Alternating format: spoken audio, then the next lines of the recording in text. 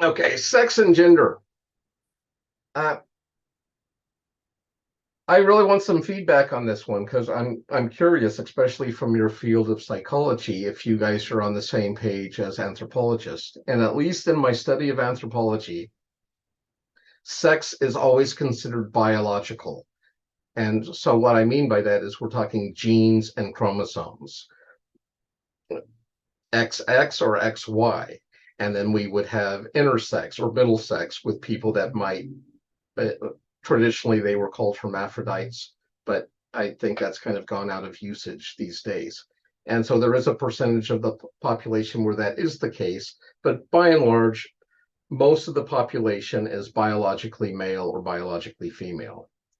Gender, however, is cultural.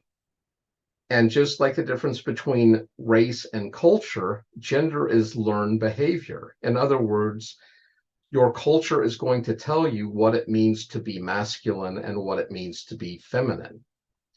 Being male or female would be biological, but what it looks like to be a male in your culture is learned.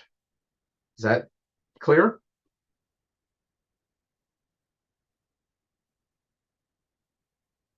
Does everyone agree with that?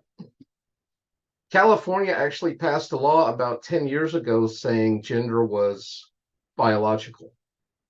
And I think the intention was because if it was something you were born with and not something you chose, I think they thought it would provide more legal protection. I'm just guessing here, but I just figured that that's why they did that. Um, I don't find it helpful though, because I really like the biological versus the cultural distinctions of sex and gender. California currently recognizes three genders. You can identify as male, female, or non-binary. And I'm surprised there's only three choices for California, but that's all we got at the moment. And then, of course, everyone needs to be aware of what cis and trans means. Um, I'll never forget the first time someone called me what did they call me? A patriarchal, cisgendered.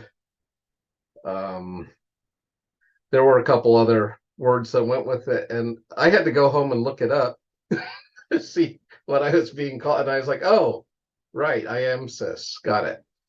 And simply what that means is I'm a biological male and I identify as a biological male. So that makes me cis. If I was a biological male, but I identified as female, that's where we would use the term trans. That makes sense? Pretty straightforward. Okay, this next slide I'm going to show is going to get a lot more involved. And once again, the reason I'm going to, I'll just bring it up. I've been using this for a few years now. And whether you agree with this or not, this is the language that is being used in the field. So I think it's important that you at least know the terms, because I found, especially among people identifying as Christians, that it's very hard to even have this conversation. For years, I've tried to have these conversations with my pastor buddy. And whenever I talk about um, intersex or these sorts of things, transgender, any of it, he just quotes male and female created he them. And that's like the end of discussion for him. And I said, well, yeah, maybe in the garden, but we're a long ways from Eden. And a lot has happened, and not just in culture and the world, but in the human genetic code. And there are people actually born with XXXY chromosomes, XXY chromosomes, X chromosome, XXX chromosome. So we have a lot of range within just the biology. And this would have to do with genitalia, chromosome, secondary sexual characteristics. And that's usually where people are focused.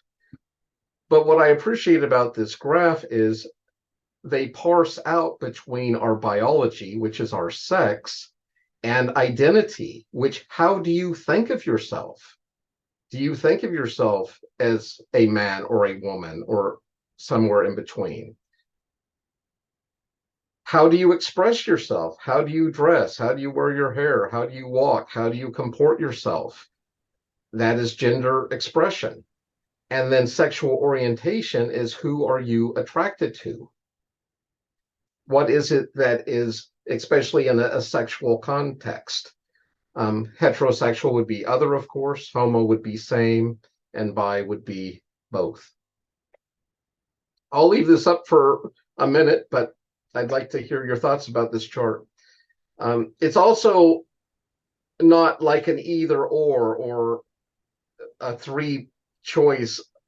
It's like a sliding scale, is how they are seeing people, where everyone is lining up somewhere different on these different scales.